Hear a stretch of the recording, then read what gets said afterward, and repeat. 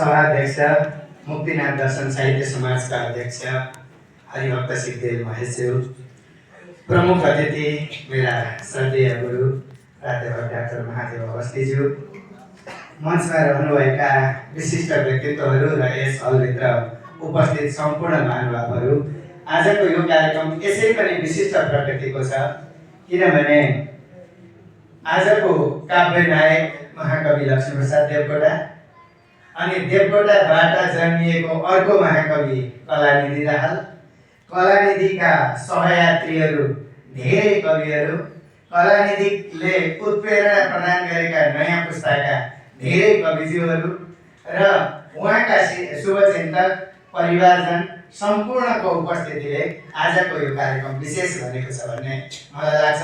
त्यसले गर्दा यो गौरवमय कार्यक्रममा यहाँहरू सबैप्रति हार्दिक नमन गर्दछु। आज हामी महाकवि लक्ष्मीप्रसाद देवकोटालाई महाकाव्यमा लिएर आएका छौँ।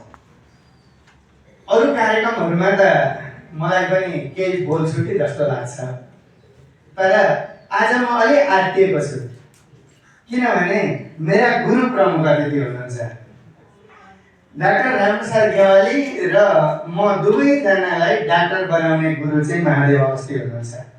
हाम्रा विद्यावारिधिका निर्देशक हुनुहुन्छ गुरु। गुरुका छेउमा परिसकेपछि चेलो यसै लट्याप्लुटु भइहाल्छ। त्यसैले आज जति नै अरू बेलामा कुराकानी गरे पनि आमा बाका छेउमा परेका बेला चाहिँ अलि अप्ठ्यारो लागे जस्तो गुरुका छेउमा पर्दा अलि अप्ठ्यारो लागेको छ, तर पनि म मेरो भूमिका जसरी तसरी निर्वाह गर्नेछु। यसका लागि मलाई यो भूमिका प्रदान गर्नुहुने कवि कलानिधि दाहाल र आयोजकप्रति हार्दिक कृतज्ञता व्यक्त गर्छु। महाकाव्य यसै पनि नामले नै गरिमा भएछ। त्यो महत् काव्य हो। त्यो महत् हुनका लागि त्यहाँको आख्यान, त्यहाँको चरित्र, त्यहाँको परिवेश, त्यहाँको भावगत गहिराई, त्यहाँको प्रस्तुति, कवित्वको प्रवाह, हरेक कुराले महत् हुनुपर्छ भन्ने मान्यता रहेको छ। त्यस कारणले गर्दाखेरि महाकवि लक्ष्मीप्रसाद देवकोटा आफू त महाकाव्य लेख्दा लेख्दै महाकाव्यमा रूपान्तरण भएका व्यक्तित्व हुन्। त्यो महाकाव्यमा रूपान्तरण भएको व्यक्तिलाई थप महाकवि बनाउने, थप महाकाव्यत्व प्रदान गर्ने काम कलानिधि दाहालले गर्नुभएको छ। त्यसैले हामी पूर्वीय जगतमा रामायण र महाभारत जस्ता कृतिहरूलाई उपजीव्य ग्रन्थका रूपमा हामी लिने गर्छौँ, तर नेपाली साहित्यमा चाहिँ लक्ष्मीप्रसाद देवकोटा उपजीव्य व्यक्तित्व बनिसक्नुभयो भन्ने मलाई लाग्छ। व्यक्ति नै उपजीव्य, किनभने लक्ष्मीप्रसाद देवकोटाको एउटा मात्रै खण्डबाट अर्को काव्य लेख्न सकिन्छ। सम्पूर्ण जीवन पनि चाहिँदैन। सम्पूर्ण जीवनबाट त कति कृतिहरू लेख्न सकिन्छ। त्यसले गर्दा उपजीव्य महाव्यक्तित्व लक्ष्मीप्रसाद देवकोटा, जसलाई कलानिधि दाहालले 200 पृष्ठमा समेट्नु भएको छ। यसमा 197 पृष्ठमा उहाँ कवितामा प्रवाहित हुनुभएको छ, जसले गर्दाखेरि देवकोटालाई कति उदात्त रूपमा प्रस्तुत गर्नुभयो, कति यथार्थ रूपमा प्रस्तुत गर्नुभयो भन्ने कुरा महाकाव्य पढेपछि थाहा पाइने कुरा हो।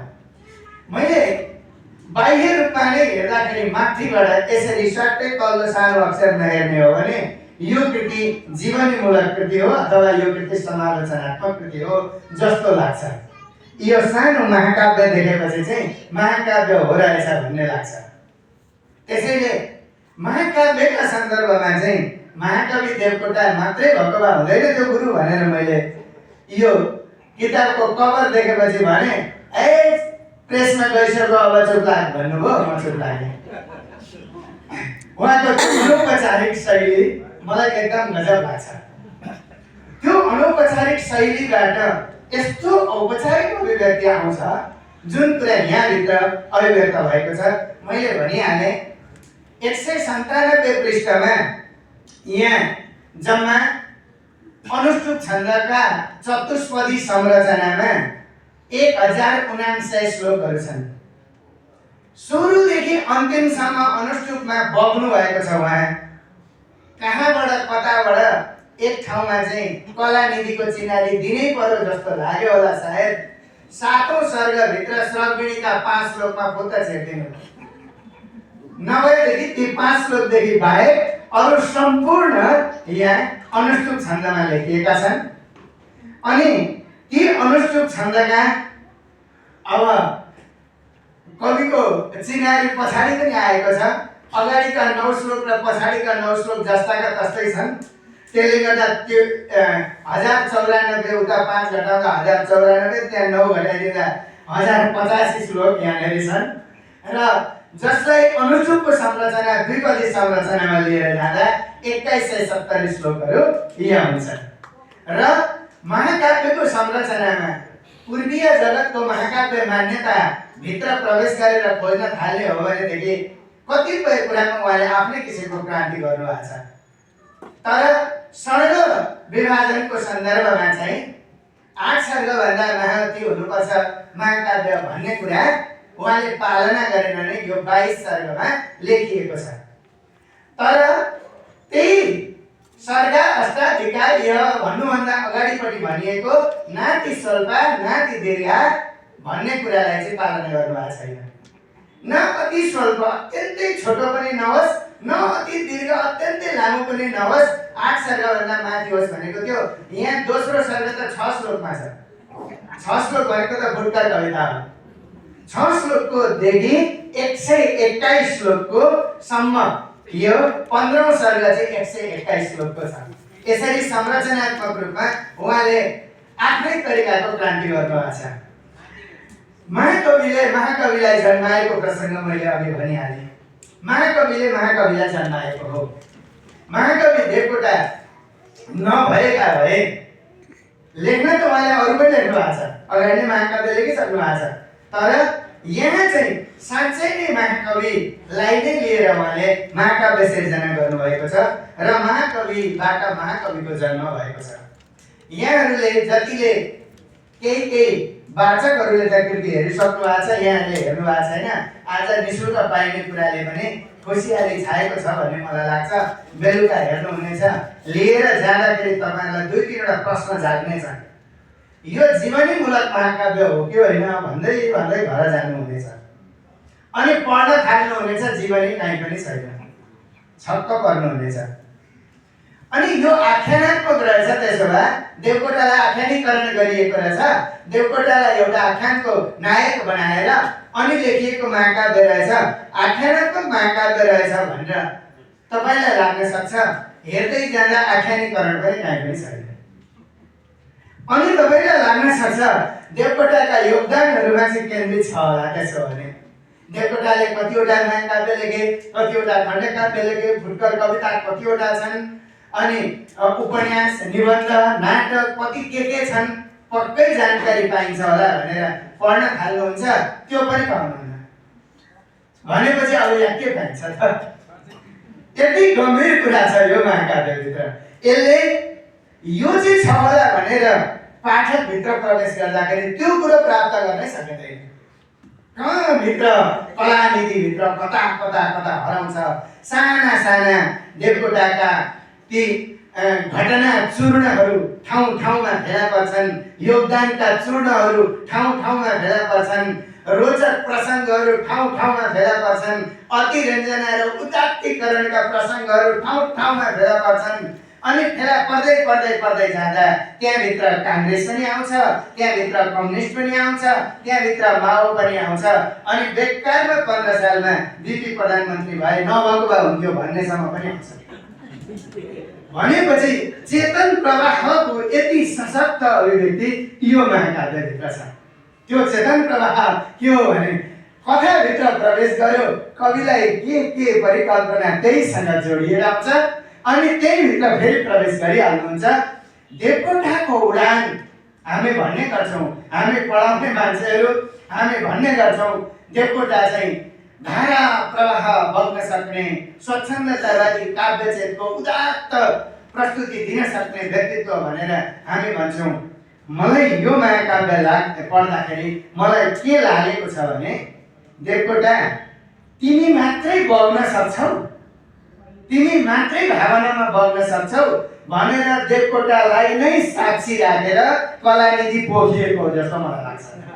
यहाँ चाहिँ देवकोटालाई नै साक्षी राखेर क्या नेपालीमा आजसम्म लेख्ने महाकाव्यकारहरूमा देवकोटा सर्वाधिक उच्च व्यक्तित्व, सर्वाधिक यो भावना प्रधान कवि व्यक्तित्व, उनलाई नै अगाडि राखेर ल हेर मेरो क्षमता भनेर अभिव्यक्त गरेको हो कि भन्ने मलाई यो पढ्दै जाँदा लाग्छ। अनि त्यो कुरा अझै कहाँबाट पुष्टि हुन्छ यहाँ भनेदेखि यहाँ रामप्रसाद गेवाली अर्का उस्तै कवि, उस्तै सशक्त कवि, तर त्यति धेरै त्यो चेतन प्रवाहमा चाहिँ नबग्ने, थोरै बन्धनभित्र नियन्त्रित लेखनमा जाने चेतनाका कवि रामप्रसाद गेवालीले देखे स्वच्छन्द यो काव्य, लेखे स्वच्छन्द भूमिका भनेर भूमिका लेख्नु भएको छ। 32 पेजको भूमिका छ। 32 पेजको भूमिकामा स्वच्छन्द कसरी आयो होला यहाँहरू आफै पस्नु हो भने छक्क पर्नुहुन्छ। त्यति उदात्त रूपमा यहाँ प्रस्तुत हुनुभएको छ। अनि मलाई भित्र चुनौती दिँदै हुनुहुन्थ्यो कलानिधिले देवकोटालाई, म पनि कम छैन है भन्दै हुनुहुन्थ्यो। भूमिकामा आइसकेपछि रामप्रसाद गेवालीले कलानिधिलाई चुनौती दिनुभयो, म चाहिँ के कम भनेर। त्यसैले यो महाकाव्यभित्रमा त्यो कवित्वले सिर्जना गरेको त्यो उचाइको टकराव पटक ठाउँमा देख्न पाइन्छ। यो यस महाकाव्यको साँच्चै गजब पाटो हो भन्ने मलाई लाग्छ। यसलाई मैले एकदम सकारात्मक रूपमा लिएको छु।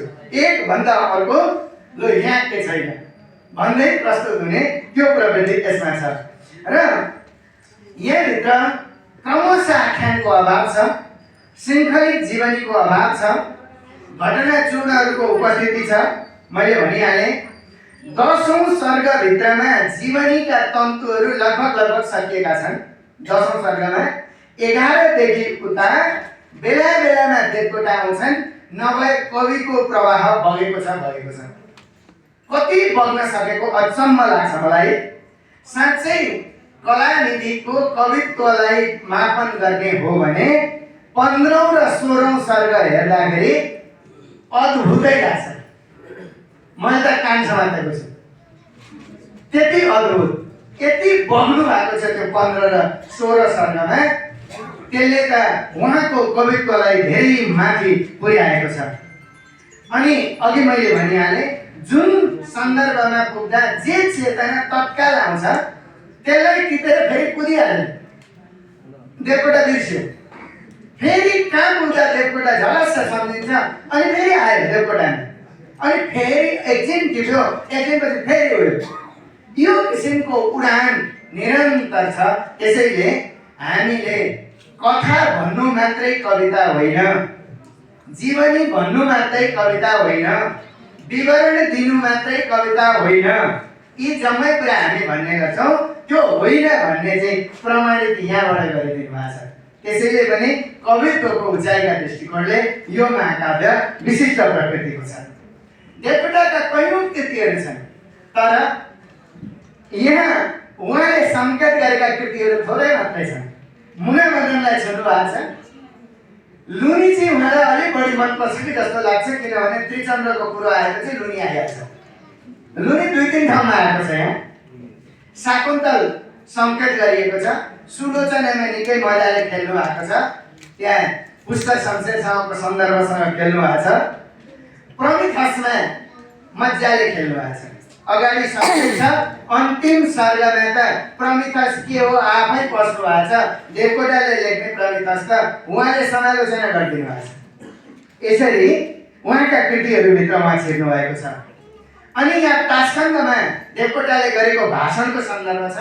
अनि त्यही बेलामा नेपाली कविहरूले गरेको अलिकति छल कपटको कुरा पनि सङ्केत चाहिँ गर्नुभएको छ। बुझ्नेले चाहिँ बुझ्छन्, नभए त्यो सन्दर्भ बुझेकाले चाहिँ बुझिहाल्छन्। राम्रा कविता लेख्ने खराब काम गर्ने व्यक्ति भन्छ। अब त्यति भनेपछि आफै बुझिन्छ होला जस्तो लाग्छ। नाम लिनु भएको छैन, हामीले चाहिँ बुझ्यौँ। अनि प्रमिथसको वैशिष्ट्य विश्लेषण उहाँले अन्तिम सर्गमा गर्नुभएको छ। यसरी मैले के गर्नुभएको छ भनेर यहाँ भने अब यस महाकाव्यले जन्माएका केही प्रश्नहरू छन्। यसले हामीलाई निकै गम्भीर बनाएको छ। यहाँ कलानिधि दाहाल कवितामा कसरी पोखिनुहुन्छ भन्ने कुराका लागि म एक दुईवटा सन्दर्भको कुरा गर्छु। 15 र 16 को मैले अघि भनेको थिएँ। कसका कविता उहाँ लेख्नुहुन्छ यहाँ हेरौँ। जलमा छ कहाँ भिन्न, सूर्यमा हुन्छ भिन्न के, रातमा के छ खै भिन्न, दिनमा हुन्छ भिन्न के, लोचनाकार यी उस्तै मनाकार छ भिन्न के, भित्री लोचना यो एक अर्को हुन्छ दिव्य के, म यता यिनमा दिन्छु उता उस्तै छ कोही दिने, म यता यिनमा लिन्छु उता उस्तै छ कोही लिने, म उदार यता हुन्छु उदार हुन्छ कोही उता, समधार यसै साथ फल्कन्छन् सृष्टिका लता, जिन्दगी छ कि वा छैन थाहा नै छैन जिन्दगी, जिन्दगी हो कि वा होइन थाहा नै छैन जिन्दगी, दृश्यको जिन्दगी छाडी अदृश्य खोजमा किन, साकार कार आकार निराकार डुलो किन। यस्तो दर्शनको गहिराई, दार्शनिक गहिराई यति ठुलो छ यहाँभित्र, जुन कुरा पढ्दै गयो मान्छे, उहाँको कवित्वको उचाइ मापन गर्दै गयो मान्छे 18 सर्गमा पुग्दा अनि के भन्छ उसले भने, त्यही कवि है अघि चिन्तनको कुरो गर्ने कवि, गनाएको छ काङ्ग्रेस कम्युनिस्ट कहाँ छ र, मौका बनेको छ हुने दरबार सुन्दर। यति पनि भन्न पुग्छ। माओ भन्दा अझै चर्को जनको धनको क्षति पनि भन्छ कवि। बिपी प्रधानमन्त्रीमा जानु नै हुन्न थियो तर बल जप्ती गए पार्टी भयो जर्जर पनि भन्न जान्छ कवि। भनेपछि छुट्टै राखेर हेर्ने हो भने अघिल्लो कविता लेख्ने कवि र यी अंश लेख्ने कवि एउटै होइन कि भन्ने भान हामीलाई पर्न सक्छ। त्यो किसिमको कवित्वमा पनि एकदम कतै निकै माथि कतै निकै तल सम्पूर्ण रूपबाट यसरी बग्दै उतार चढाव हुँदै बग्दै गएको अवस्था यहाँ छ। यसले उठाएका केही प्रश्नहरूका बारेमा म अलिकति समीक्षात्मक कुरा राख्ने अनुमति चाहन्छु। मुना मदनको सन्दर्भमा उहाँले मुना मदनमा देवकोटाको उचाइको कुरा गर्नुभयो, एकदमै सुन्दर तरिकाले अभिव्यक्त गर्नुभएको छ। मलाई मुना मदन किन लेखियो होला भन्ने सन्दर्भमा, देवकोटा कति सफल कति असफल कवि भन्ने सन्दर्भमा, अब देवकोटाको सम्पूर्ण अध्ययन गर्ने मेरा गुरु यही हुनुहुन्छ। देवकोटालाई समग्र रूपमा अध्ययन गर्नुभएको छ। गुरुलाई धेरै कुरा यसका बारेमा थाहा छ, तर हामी शिष्यमा अलिअलि अंश सरेको छ। त्यसैले यो मुना मदन सामान्य मान्छेले पढ्दाखेरि प्रेम कहानी हो, अलिक विशिष्ट मान्छेले पढ्दाखेरि यो काठमाडौँदेखि लासासम्मको त्यो यात्रासँग जोडिएको जीवन चेतना हो। अझै त्यहाँभन्दा माथि गएर साहित्यिक सन्दर्भबाट र स्वच्छन्दतावादी काव्य चेतनाका दृष्टिकोणले हेर्दाखेरि त मलाई के लाग्छ भने देवकोटाले काठमाडौँमा मान्छे प्रशस्त छन् तर मानवता छैन, लासामा सुन छ सम्पन्नता छ तर खुसी छैन, बिचमा जङ्गल छ त्यहाँ एउटा भोटे मात्रै बस्छ तर त्यहाँ मानवता छ। त्यो चाहिँ मानवताको केन्द्र हो। त्यसैले मान्छेको सङ्ख्याले पनि हुँदैन, सुनको थुप्रोले पनि हुँदैन, मानवता शान्त जङ्गलमा पनि हुन सक्छ। जहाँ छ मानवता त्यही नै उचाइ हो। त्यो दार्शनिक चेतनाले अभिप्रेरित भएर देवकोटाले मुना मदन लेखेका होलान् भन्ने मलाई लाग्छ। यो बाटोलाई उहाँले प्रकृति जीवनसँग जोडेर हेर्नु भएको छ। अर्को कुरा, यहाँ पुष्कर शमशेरले देवकोटालाई यसरी तुच्छ गाली गरेका छ। यहाँभित्र यो काव्यभित्र है यसरी तुच्छ गाली गरेका छ कि जुन कुरो सुलोचना महाकाव्यभित्र शत्रुमर्दनले भवदेवलाई गाली गर्थ्यो, त काठो कार्तिकेयको होस् टपरे 16 श्राद्धको भन्दै गाली गर्थ्यो। त्यतिखेर वासुदेवले पनि उत्तर दिएका थिए, म काठो कार्तिकेय होइन, भान्से बाहुना होइन, म आफ्नो घरको राजा, झोपडी नै भए पनि, यस्तो उत्तर दिएका थिए। यहाँ ठ्याक्कै त्यही प्रतिबिम्बन पुष्कर शमशेरबाट कलानिधिले गराउनु भएको छ।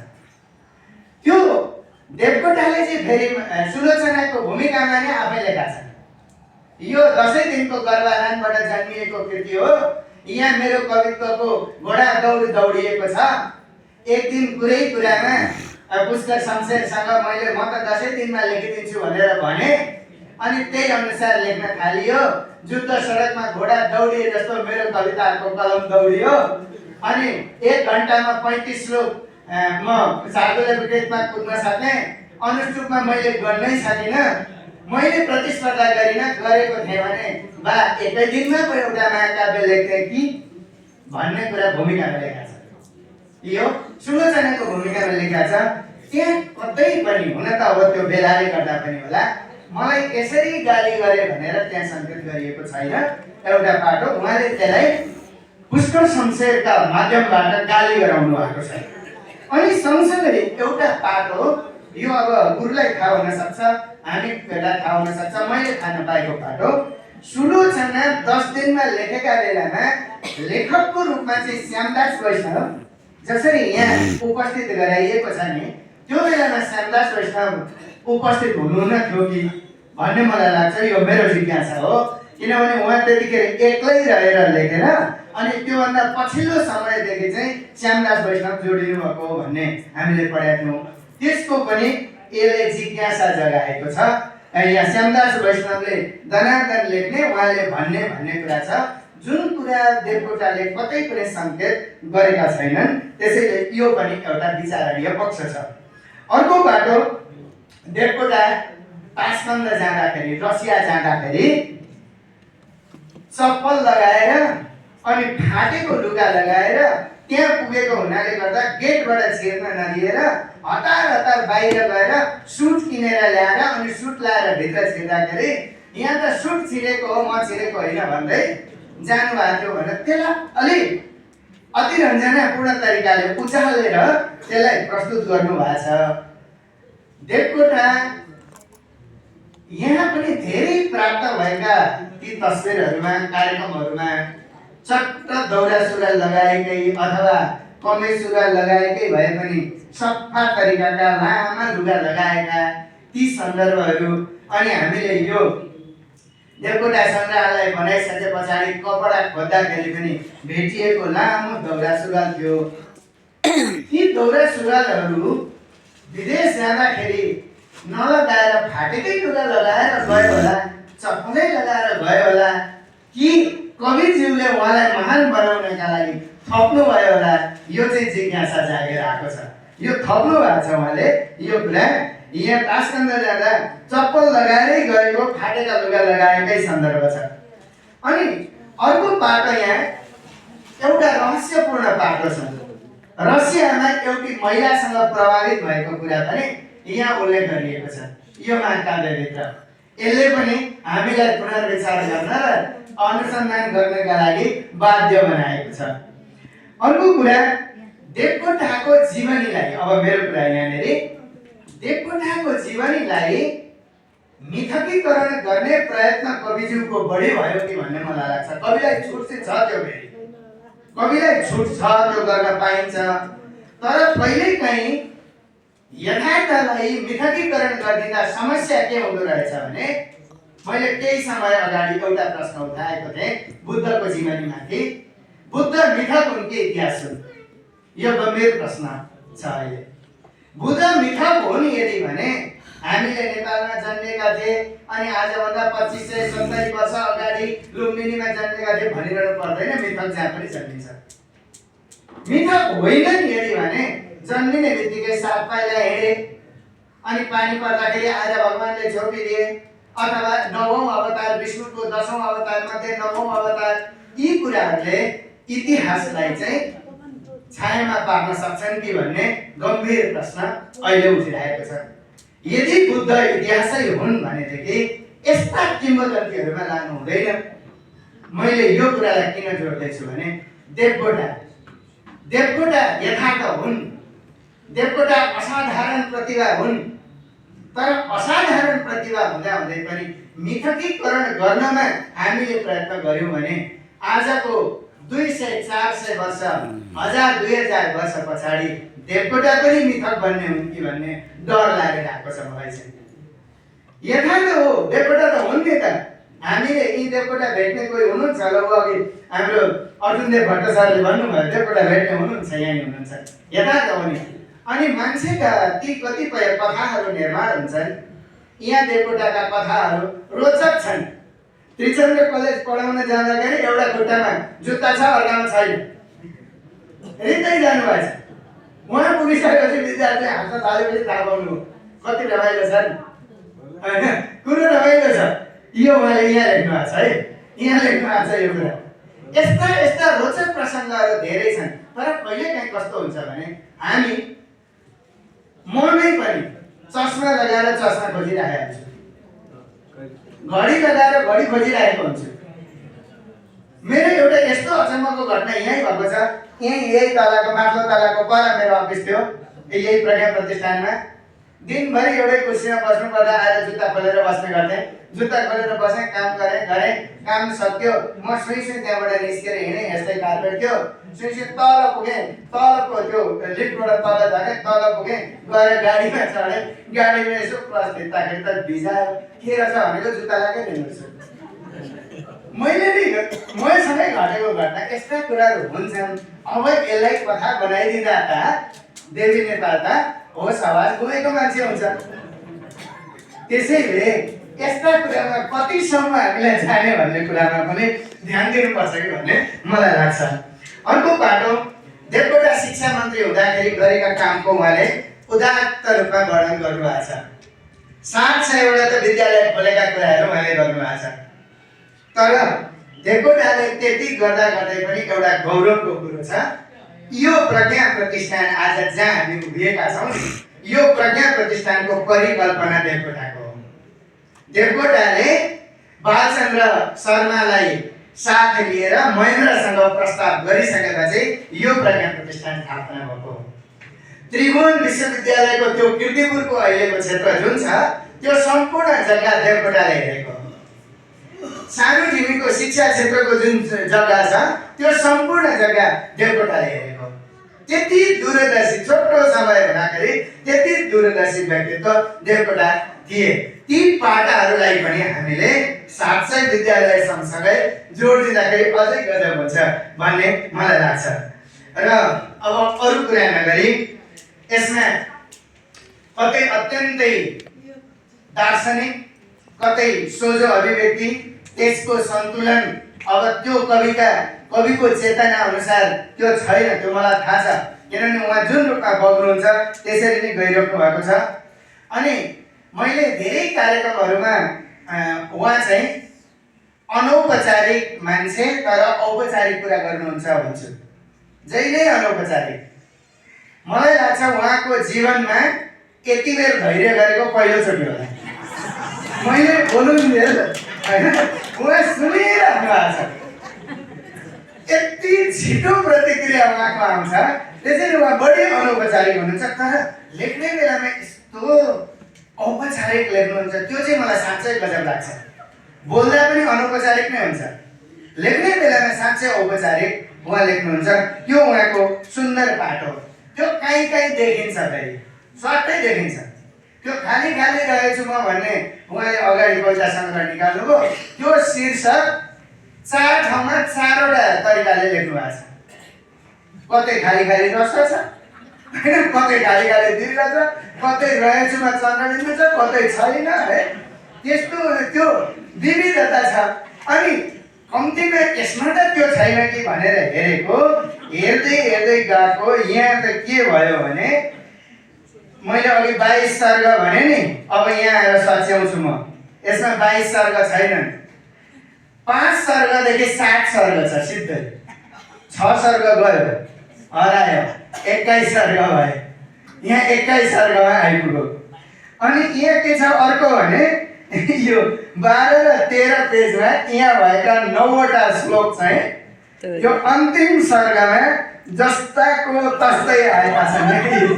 त्यहाँ जस्ताको तस्तै आएका छन्। आखिर त्यो अनौपचारिकता त काहीँ न काहीँ अभिव्यक्त भइ नै हाल्दो रहेछ। त्यो पनि भएको छ है, त्यो पनि अभिव्यक्त भएको छ यहाँ। अनि लुनीलाई उहाँले 3 ठाउँमा चर्चा गर्नुभएको छ। लुनीको सन्दर्भमा 3 ठाउँमा चर्चा गर्नुभएको छ। प्रमिथसको लामो व्याख्या गर्नुभएको छ। देवकोटातिर जाँदा हुन्थ्यो, प्रमिथसतिर जानुभएको छ। अनि छन्द अनुष्टुप छ, तर अनुष्टुपको बहाव उहाँको स्वतन्त्र खालको छ। अनुष्टुपको बहाव किनभने हामी सामान्यतः अनुष्टुप छन्दमा 5औं 6औं र 7औं अक्षरलाई हेर्छौँ। ती 5औं 6औं र 7औंमा पनि त्यसका पनि भेद छन्। पथ्या, वक्त्रा, चपला, युग्म चपला, र विपुला, म विपुला, भ विपुला, त विपुला यस्ता भेद छन्। तर त्यो जुन प्रयोग गरिन्छ त्यो प्रयोग एकै खालको हुनुपर्छ। तर ठाउँ ठाउँमा उहाँको फुत्त एक लाइनमा एक पद आउँछ, अर्कोमा अर्कै आइहाल्छ। त्यसलाई उहाँको स्वच्छन्दतावादी अभिव्यक्ति भित्र जोडेर हेर्दाखेरि हुन्छ भन्ने मलाई लाग्छ। उहाँले मलाई प्रशंसा मात्रै गर्लास् है, मलाई जतिसक्दो हिर्काउनु नि भन्नुभएकाले गर्दाखेरि मैले यो बाटो पनि अलिअलि छिर्ने प्रयत्न गरेको हुँ। कलानिधि दाहालको कवित्वलाई उच्च सम्मान गर्दै देवकोटालाई पुनर्जीवन दिनुभएको छ। उहाँले पुनर्जीवन दिएर आफू पनि देवकोटाको मार्गमा निरन्तर अगाडि बढ्नु भएको छ। ऊ त्यहाँ एउटा विशेषण देखेँ मैले, कविन्द्र विशेषण देखेँ मैले, मलाई साह्रै खुसी लाग्यो। साँच्चै उहाँ कविको इन्द्र नै हो। कविको इन्द्र नै बन्न सक्नुहोस्, कविन्द्र नै बन्न सक्नुहोस्। यति भनेर मेरा कुरा टुङ्ग्याएँ। हवस् त, धन्यवाद।